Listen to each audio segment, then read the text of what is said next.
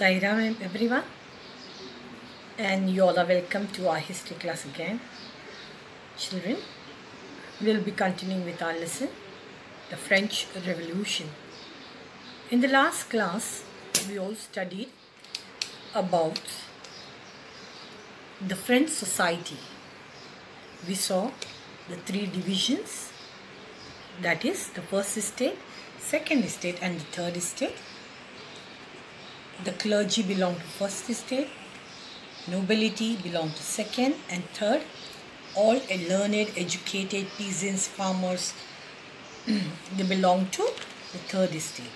So now let's continue with the same lesson. Today we are going to talk about the struggle to survive. Okay, the struggle to survive. Now what happened was in 1715. Okay, here we are going to talk how the French people were struggling to survive because of shortage of food. See, in the year 1715, population of France was just 23 million. Okay, but it rose to 28 millions in the year 1789. This increase in population resulted in demand for food grains. More population, more demand for food grains, right now. But production of food grains could not keep pace with the increasing demand. Demand was increasing. Okay, demand for the food grain increased because of the increase in population. But production of food grain was not increasing, did not increase. Okay, this resulted in the rise of the price of bread. Bread, which was the staple food of majority of the people in France. Got it? How the rise of the price rose of bread, and because of this high price, people could not afford to buy it. Now what happened was, okay, first thing was the rise in the price of bread. Second, what happened was, those workers who were employed as laborers, okay, there were workers also in the third estate, and they were employed as laborers in workshops. Their owners fixed their wages. Their monthly income was fixed.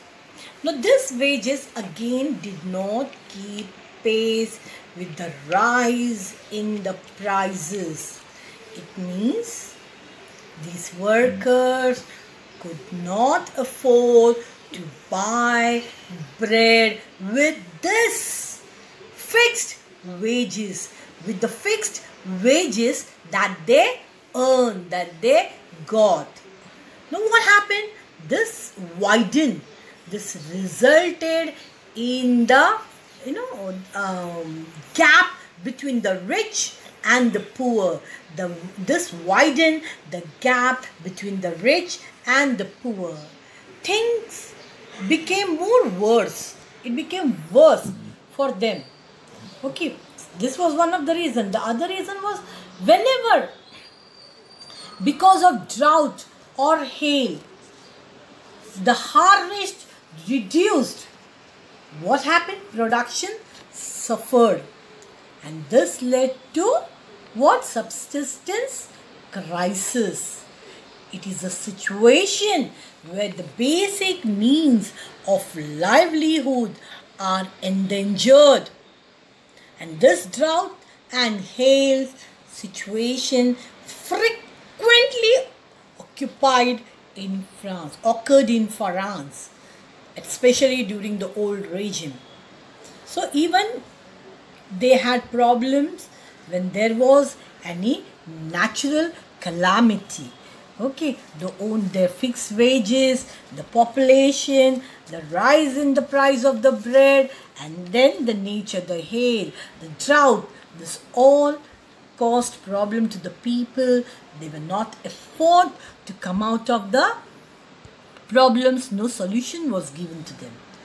Now let's move on to a growing middle class, envisages, and end to privileges. Now in the past, peasants and workers, they were involved or they participated in revolt. Okay? They together revolted against increasing taxes because they were only the one who paid tax, right? And also they revolted for scarcity of food. But this revolt lacked means and programs to carry out full-scale measures. Measures that would bring a change in the social and economic order.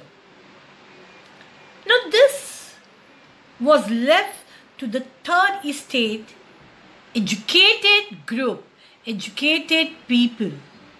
They were the ones who had become prosperous and had access to education and also access to new ideas. But 18th century in France brought a new social group. This group was termed as middle class. The social group, the educated group which came up was termed as middle class. They were rich. They earned well they earned well through overseas trade. They started trading overseas with other countries and also by manufacturing goods such as woolen textile or silk textiles. So they were producers, they were manufacturers, they were traders. Okay, now this manufactured good, it was exported or they were bought by the richer members of the society. Now the third estate included merchants, manufacturers, professionals like lawyers or administrative officers. All these people were educated. They believed that no group in society, see, they were all educated, okay, they were rich also, and see what they believed. They believed that no group in society should enjoy privileges by birth. Just because you're born in a clergy family, you should enjoy all privileges. You should not pay tax. In fact, people should pay tax to you. No, these privileges by birth should be stopped. They believed in that. In fact, they believed in merits. Yes, that is, a person's social position must depend on his merit and not on his birth. Is that clear? This was the thinking of this new middle class. Now, Robespierre's, I'll tell you, philosophers like John Locke, Jean-Jacques Rousseau, they put forward the ideas of envisaging a society based on freedom and equal laws and also equal opportunities for all, for everyone. John Locke, in his 2 treatises of government, sought to refute the doctrine of divine and absolute rights of the monarch. Rousseau, he proposed a form of government based on social contract between people and their representative. See how the thinkers were putting up their thinking, their thoughts. Montesquieu, in the spirit of laws, okay, he proposed division of power within the government, okay, within the government, and it was, this division was the legislative, the executive and the judiciary. The same pattern we are following in our country, right?